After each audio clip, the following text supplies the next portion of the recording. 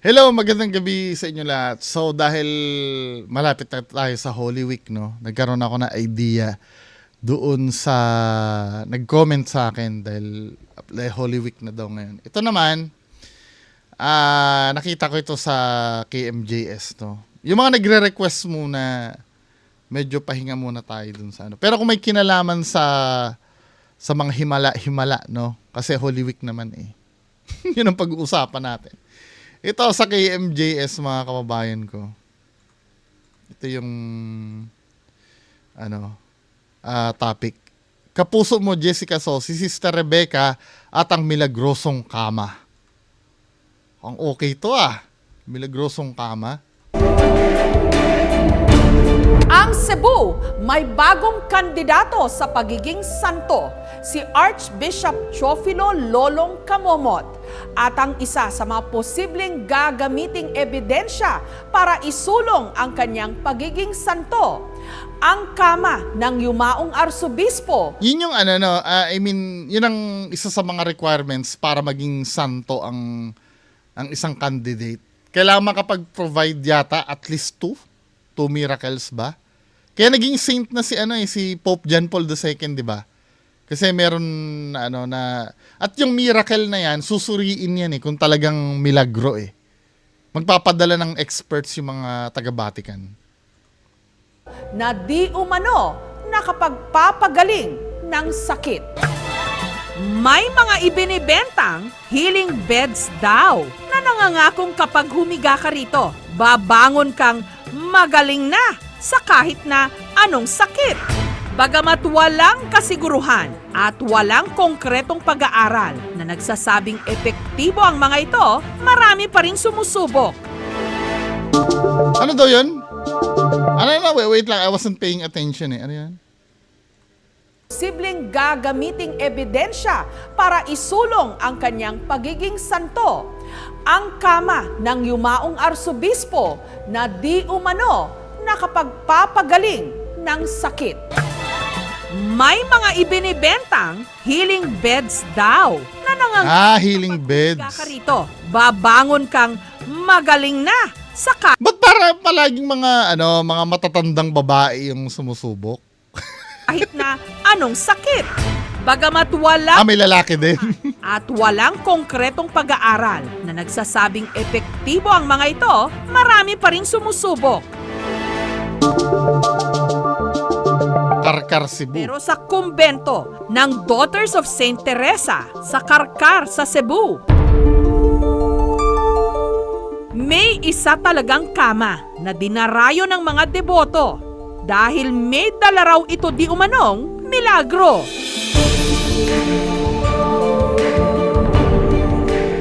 Ang higaang ito, hinigaan daw ng yumaong arsobispo ng Cebu, si Archbishop Teofilo Lolong Camomot.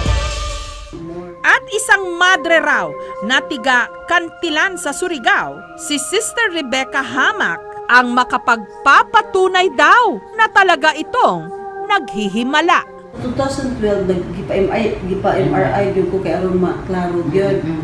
Na mauto na klaro gyud nga. So, at iyon ay nalaman ko na may growing tumor daw. Hindi siya nga tumor. Nang dahil daw kasi sa paghiga niya Sa mata niya. sa kamang ito, di umano, gumaling daw ang tumor sa kanyang utak. Ilang sandali raw matapos niyang humiga sa kama, sabay taimtim na nagdasal. Wait. Paano mo nasabi na kailangan? Sino nag-udyok kay sister na gawin yon? Paano niya kaya nalaman na kailangang humiga siya doon para gumaling siya? Naidilat na raw niya ang kanan niyang mata na halos hindi na makakita noon dahil sa tumor. Hindi na tumor. Bigay na ako dahil. Bigay ka magpapupira sister. Ma-affected yun ang inyong mata. Saksi raw si Mother Lou Buscato, Mother Superior ng Daughters of Saint Teresa, kung paano di umanong unti-unting bumalik sa normal ang paningin ni Sister Rebecca. Parang nakapikit, parang na-black eye siya. Tapos walang makitang puti po sa mata niya, yung right eye niya. Pinahiga ko dito sa bed. Nawala ba yung tumor o naging benign na lang? Kasi kung hindi miracle yon, kung hindi nawala yung tumor, nandun pa rin, pero naging benign na lang. Or hindi naman cancerous. Tapos, Diba? she closed her eyes. Nag-pray po siya na, Monsignor, pagalingin mo ako. Willing pa akong mag-testify. Bigyan Kasi dalawang uri ng tumor cancerous tsaka benign, di ba? Mahil na po ako. Kung na-surprise yung mga... Nung unang, talagang pinipilit, no? Nung naunang na MRI siya, may nakita talagang tumor. Now, hindi naman alam kung ano yon, kung yun ay cancerous ba or benign. Baka benign yung tumor. Hindi pa, okay lang sana ganito. Pwede ko i-consider na himala. Kung let's say, halimbawa, na biopsy, napatunayan na yun ay cancerous. Then, nung humiga siya dyan, biglang nawala yung cancer. Yun. Pero yung, di ba, hindi pa kumpleto yung diagnosis Na MRI pa lang naman siya Kasi po, na-open po yung eyes. Parang the same level po ng left eye niya. Umiyak sila, lumabas dito sa museum at pinuntahan ako sa office. Habang nag-interview po ako, nakita ko po gradual po na na-open yung eyes niya. Hindi siya naniwala na nakakita po siya. Kaya po, sabi ko sa sekretary ko, kumuha ka ng mirror, ipakita mo sa kanya yung mukha niya. Hindi sapat yung Sa monasteryong ito sa Consolacion, Cebu, kasalukuyan talagang kinukontra yun. Hindi. Totoo, parang hindi sapat yung yung claim ni sister. Although na, yes, I consider pa rin na miracle yon, di ba? At least may nakitang tumor, then naging benign. Miracle pa rin naman yon sa subjective point of view. Pero yung sasabihin mo dahil dun sa kama, parang wala siyang connect. Kasi from the very beginning, nakita na yung tumor dun sa utak niya Hindi lang ma-determine kung cancerous yun o hindi.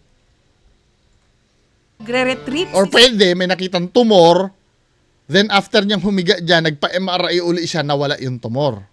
Yun. Himala yun. Sister Rebecca, pero tumanggi muna siyang magpa-interview. Kailangan daw muna niyang sumailalim sa laboratory tests na plano niyang gawin pagkatapos ng retreat para masigurong wala na talaga ang bukol sa kanyang utak. Yun, sige. Tumor, kadalasan hindi yan nagre-regress spontaneously. Kaya lang, we know that on very rare occasions, may reported cases na parang, nawala. Kusang nag-disappear yung tumor. So that has been also a puzzle to us. Hard to explain. Some of these tumors, may tinatawag na antigen. Pwedeng mag-develop ang immune system ng tao, ng pasyente, ng immune system response to fight the tumors. Dagdag pa ni Pero miracle pa rin, di ba? Pwede naman maging miracle yun kasi very rare yun Ika-count ko pa rin as miracle yun, yung nawala. Pero kung halimbawa, nandun pa rin yun, hindi, Mother Lou, napapadalas daw talaga ang dimano paghihimala ni Archbishop Lolong, lalo na kung nalalapit na ang kaarawan nito. Sa March 3, ang 103rd birthday ng yumaong arsobispo.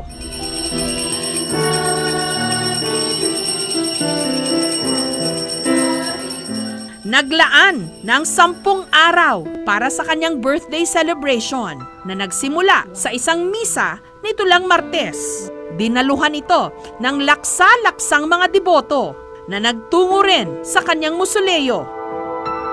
Umaasang maambunan din ng milagro. Ang ginuman. Ito naman ang tanong ko. If ever man na talagang working na nakakapagpagaling yun, dapat lahat ng dyan gagaling.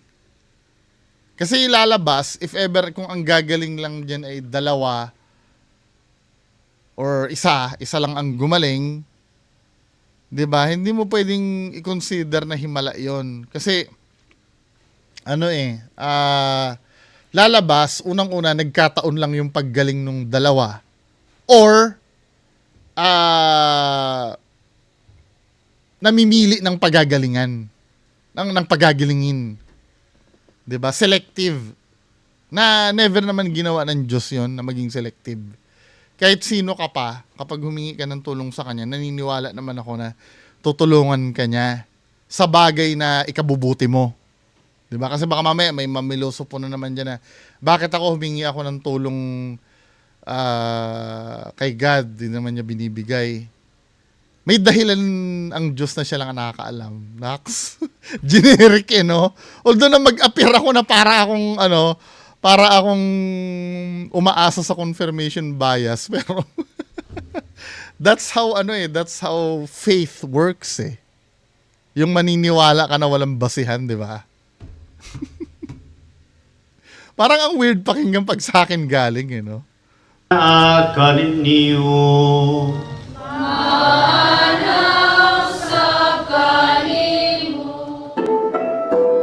Karamihan sa kanila, nag-aalay ng bulaklak. Pero parang hindi na maganda yan, men eh. Hindi ako lang ang tatanungin nyo, pero kung naniniwala yung sa tao na kayo hindi na sa Diyos eh, di ba? Kaya sometimes, no, kahit Katoliko ako, parang medyo tutol din ako na na yung magdasal-dasal sa mga santo. 'Di ba? Parang sa akin wala namang power yung mga 'yan eh.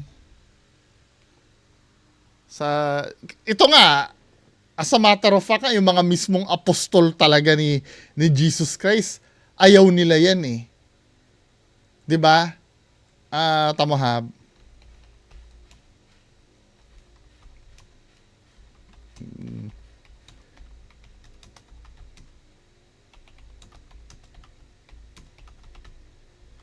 Parang parang pinagbawalan nila 'yan eh.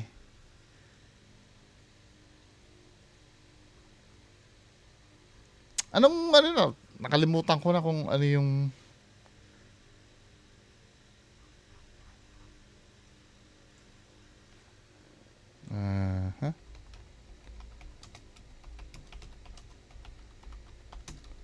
Parang isa sa apostol ni Jesus Christ. Ito si Pablo sa Gawa 14:14, kung mababasa nyo, ultimong ni Jesus Christ, si Pablo. Dito tayo sa Gawa Gawa 14, no? Mga Gawa 14. Bagal naman. Ito. Umpisahan natin to.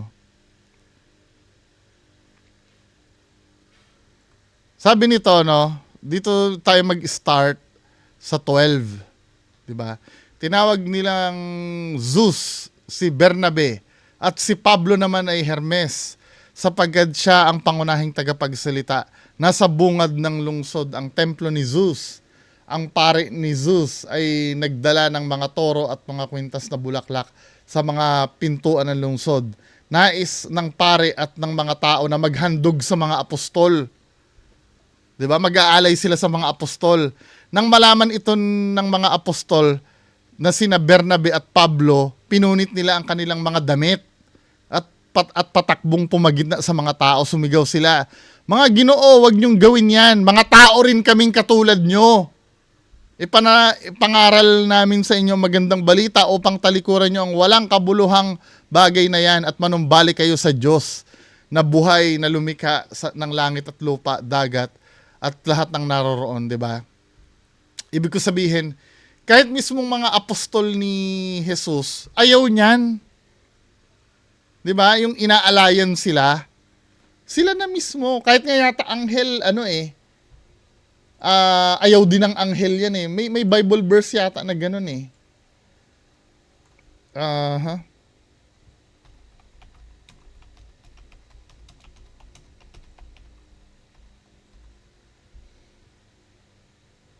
Saan ba yun? Ito. Sa Pahayag 22:8-10.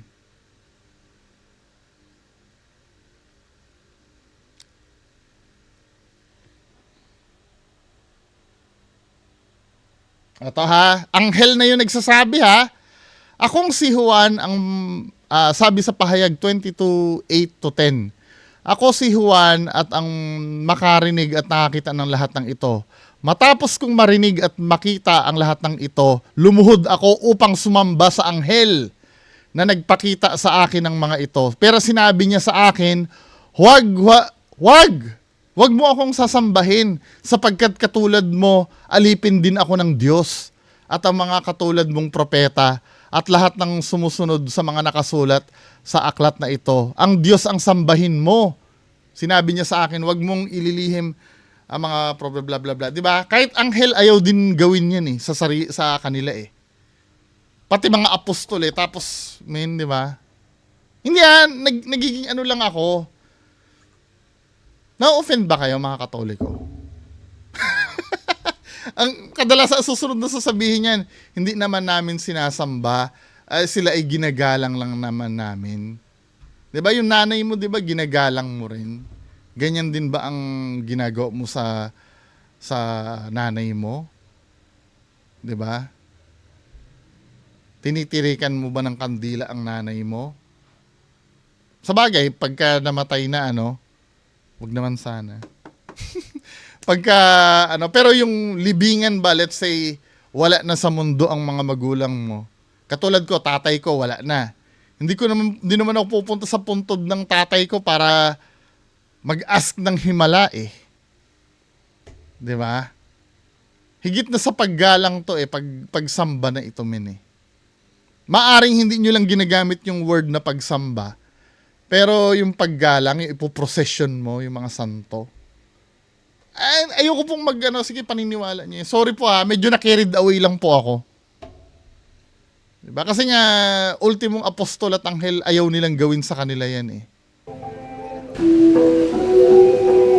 Yan yung ganyan. Well, At igalang ang paniniwala. humahalik sa puntod ni Archbishop Lolong. Nakatabi ng museo kung saan naroon ang di manoy milagrosong kama na kamakailan lang binuksan sa publiko.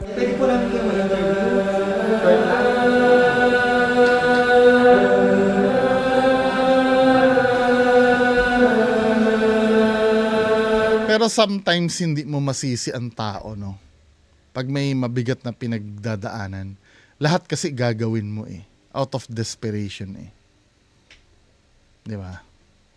Hindi mo sila pwedeng sisihin din. Kaya lang, sometimes need mong magsalita kung ano yung totoo. Pero at the same time, naiintindihan mo din naman kung gagawin nila yan. Lalo na yung may mga mabibigat na problema. Yung feeling nila hopeless na kahit anong bagay gagawin nila. 'Di ba? Gumaling lang.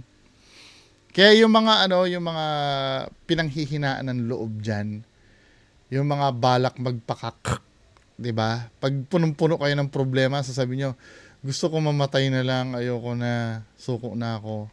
Napaka-weak nyo naman, men. Samantalang nakikita nyo itong mga taong to na may sakit. 'Di ba? Lumalaban sila para mabuhay, tapos ikaw dahil ano ba ang problema mo? Dahil wala kang pera? Dahil ba iniwan ka ng girlfriend mo?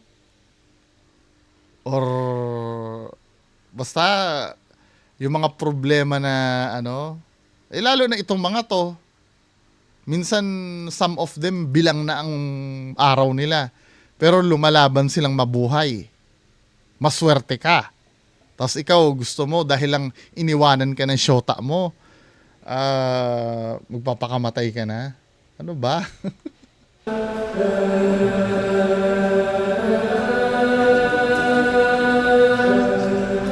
Gaan, imong gibati, gaan. Mabait si Bishop. Yun lang yung masasabi ko. At saka, yung pagpunta ko ngayon dito unexpectedly, talagang sinabi niya siguro, ito yung reason, because he wanted to spread out kasi yung mga miracles niya. I have faith in the Archbishop that he can heal me, both my body and my soul. This is speaking Nananayaw balahibo ko. I feel peace. Mainit ang likod ko, like burning on my back, at magaan ang feeling. His presence is really there. Some of it placebo no? Actually, after Mother Rebecca's story, marami na po pumunta rito, sabi ko sa kanila, it's not the bed that can heal, but it's your faith. Pangadyo na ko kinisan. Isa It's not the bed pala. Bakit pinapapunta nyo dyan yung mga tao? pa raw sa makapagpapatunay sa diumanoy milagro ni Archbishop Lolong ang 58 anyos na tinderang si Nanay Antonia.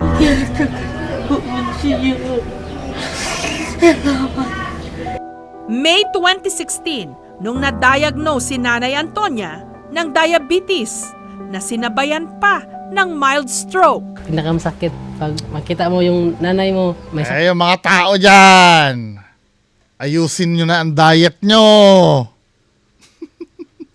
Kaya ayoko manood ng mga ganito, tatakot ako eh. Hindi na makalakad. Nung napanood ko palang namamanhid na yung daliri ko eh. Napapraning tuloy ako. Hindi na makasalita ng diretso ba. Naawa ako sa kanya kasi yung dati niyang gawain hindi niya nagawa. Sarap kasi ng Coke eh, no? Lalo na pag malamig. Ngayon mainit na panahon pa. Putres na yan. Napabili nga ako ng Pepsi nun kagabi. Nangako na ako sa sarili ko na di na ako maggagaganyan. Yan. Ng patola naman. Iniisip ko din naman, kaysa magshabu ako, kumain na lang ako ng mga masasarap. Alam mo, sometimes, yung lason din kasi yung kinakain natin eh. Ano ba mapapayo nyo sa akin na, kasi kami may lahi kaming diabetes. So far naman, hindi pa nagmamanifest sa akin. Ewan ko, sa kuya ko yata, nagmanifest na yung diabetes niya eh. Sa akin, hindi pa. Ano kaya ang pwedeng kainin na, yung, ako, sa panahon ngayon, ayoko na ng masarap eh. Ang gusto ko na lang yung basta mabusog na lang ako siguro. 'Di ba? Kasi syempre nakakatakot din Minsan pag sobrang busy ka pa, hindi ka pa makaluto ng pagkain. Kakain ka sa labas sa Jollibee. Na naman, pampa-high blood na naman, nakalubog sa mantika yung ba? Tapos makakapanood ka pa ng mga ganitong video na may diabetes, may sakit. At nito lang Lunes, habang nagdarasal daw sa puntod ni Archbishop Lolong, meron daw parang boses na bumulong sa kanya. Doon na may ako'y nadungog nga murag tingog nga laong. Luhod ka at makakaluhod. Kuman ako og luhod, naamas ako'y nadungog. Barog, humalakaw. Ito ko dahil nihilak, nakabarog ko nga wala sila. Nakatayo ako nang wala sila. Sabi ko, wag niyo akong hawakan. Kaya na inisulti na ko nga makabarog ko ug makalakaw. Ito milagro gyud. Nihilak mo do. Nihilak ko tungod sa akong kalit. Sa bagay, sa panahon ngayon, katulad ng sinabi ko before, sa mga nauna kong reaction video, subjective na lang ang milagro ngayon eh. 'Di ba? When you say milagro kasi, it doesn't have to be yung parang magic. Yung mga panahon ni Jesus Christ na bumubuhay ng patay. Ang mga uri ng milagro ngayon, yung halimbawa, lasenggo ang tatay mo, biglang nag-quit mag-uminom. Milagro na yun. Hindi mo naman kailangan makita na humahati ng dagat eh. Bago mo masabing milagro ang isang bagay eh. Kaya wala ko mag-maintenance maayos akong tambal. Ang akong gi-maintenance ang pinakabarato. March 3, 1914, ipinanganak sa Barangay Cogon sa Karkar, Cebu, si Archbishop Teofilo Bastida Camomot, pangatlo sa 8 magkakapatid na ordinahan bilang pare taong 1941. Kalaunan, nakilala bilang mapagkawang-gawang alagad ng Diyos. Yung ring po niya, Episcopal ring, palagi na room na sa pawn shop kasi yung maraming mga poor, na manghihingi ng tulong. Sabi niya, ito, gamitin mo ito.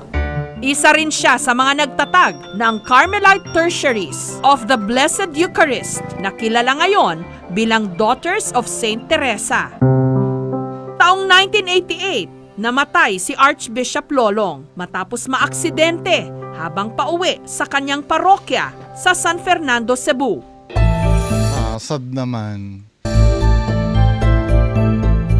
Sa museo ng kumbento, nakapreserve ang mga personal niyang gamit, ang ilang mga pares ng kanyang sapatos, mask kit, abito, makinilya, plato at kubyertos. Ito ang mga testimonial sa mga estudyante nga naka-take og board exam. Mayroon teachers board exam, mayroon nursing or midwife. Ang 26 anyos na si Kyle Joseph na nanalangin ding makapasa sa board exam sa pagkaabogasiya ngayong taon. Mas Lawyer na siguro yan ngayon, no? tumibay daw ang pananampalataya niya sa Diyos dahil kay Archbishop Lolong. Lalo't sa paniniwala niya, ang pagdasal sa puntod nito ang dahilan. Ito ay mahirap debatihin lawyer no? Nang milagro raw niyang paggaling noong 2014 sa sakit na stage 2A Hodgkin's lymphoma, isang uri ng cancer sa dugo. Very good. Feel ko pagod lang ako. So, akala ko that time, stress lang sa law school. So, hindi ko talaga na-feel na may sakit ako. Kumuhang mundo ko talaga. Lord, paano na lang yung mga pangarap ko, yung gusto ko talaga maging abogado. Para agapan noon ang paglala ng kanyang lymphoma, agad siyang sumailalim sa chemotherapy. Hanggang sa isang kaibigan daw ang nagpakilala sa kanya kay Archbishop Lolong. Hirap man sa kanyang kondisyon noon, tinungo raw ni Kyle ang puntod ng arsobispo ilang linggo lang bago ang kaarawan nito noong taong 2014. Nataon namang nung panahong yon, pinahukay ng Archdiocese ng Cebu ang puntod ng arsobispo para sa planong beatifikasyon nito. Makalipas daw ang ilang araw, nagpakonsulta siya sa doktor. Laking gulat niya nung nalamang tila milagrong nawala ang cancer cells sa kanyang Ano no? Ibig ko sabihin, ang lupit no? Ito talaga, may paper, may papel. katawan. Perfect timing na initial step pala yung for application sa yung beatification or canonization. At yung Pero ako magpapaka-skeptic ako. Kasi si kuya ay nagki-chemotherapy. Kaya nga ginagawa ang chemotherapy para mabit mo yung cancer Tsaka yung cancer niya kasi stage 2 pa lang naman. 'Di ba? Pero ayokong ialis sa kanya yung miracle na sinasabi niya. Katulad ng sinabi ko kanina, ang miracle naman kasi subjective yan It doesn't have to be magical. 'Di ba? Pero kung hahanapan mo ka ng logical explanation doon, nagpapa-chemotherapy kasi si kuya timing is few days before sa CT scan ko na mag-check if may progress ba yung treatment ko. Para sa akin, miracle at intercession talaga ito. Of course, yung pag gumaling sa akin, yung healing power of Jesus Christ. Ayon mismo sa mga mas maganda yon yung kay Jesus Christ nga. taong nakakakilala ng personal kay Archbishop Lolong, kahit nung nabubuhay pa ito, may ipinamalas na raw itong milagro. May visa siya, dalawang lugar at the same time. That's by law. Bakit ba tinasabing pinamalas? Di ba pwede sabihin pinaswerte? Ba't palaging sinasabing pinamalas, maganda yung nangyari Pinaswerte siguro. Mag-levitate po siya para pag-pray. Kasi nagsali po siya. Nag-levitate habang tapos Christian yoga. Di ba ang yoga, Hindu? Nag-levitate daw habang nagpe-pray. Tama na yung mga healing na yan, ma'am, sister. Huwag na natin dagdagan nung nag-levitate. Lalo na kung wala naman tayong ebidensya. May ipinamalas na raw itong milagro. May visa siya, dalawang lugar at the same time. That's by location. Mag-levitate po siya para pag-pray. Kasi nagsali po siya ng Christian yoga. So naka-yoga posisyon siya. Tapos nakita po siya ng isang legionary niya sa sacristy na naka-levitate po siya. Kasi deep yung prayer niya. Dahil dito, sulong ni Cebu Archbishop Emeritus Cardinal Ricardo Vidal na gawin si Archbishop Lolong na ikatlong Pilipinong santo. Taong 2010 daw na aprubahan ng Holy See o ng Vatican ang beatification ni Archbishop Lolong.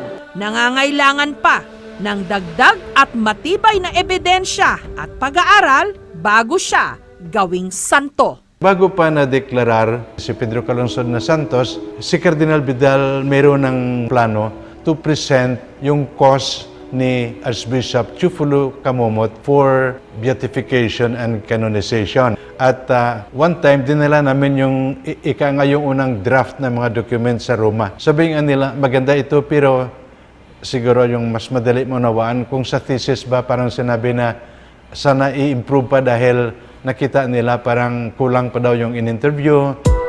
Sa linggong ito, iimbestigahan pa yan eh. punta ang postulator ng Roma sa Cebu para reviewin ang mga karagdagang dokumento sa aplikasyon ng Diba? Ganon kahigpit ang Vatican na beatification ni Archbishop Lolo. Nag-imbestiga. Ang beatification, ang pangalawang proseso sa pagdedeklara ng isang santo. Ang Roma, hindi basta-basta magsasabi na ang isang tao ay blessed or saint. Marami siyang hinihingi na patunay. So it's not just a miracle, but it's a potential.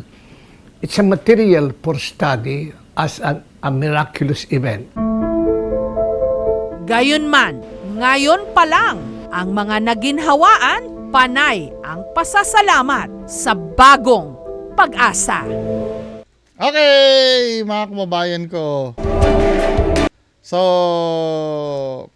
nag-enjoy ba kayo sa ating napag-usapan or na-bored kayo? Anyway, bukas another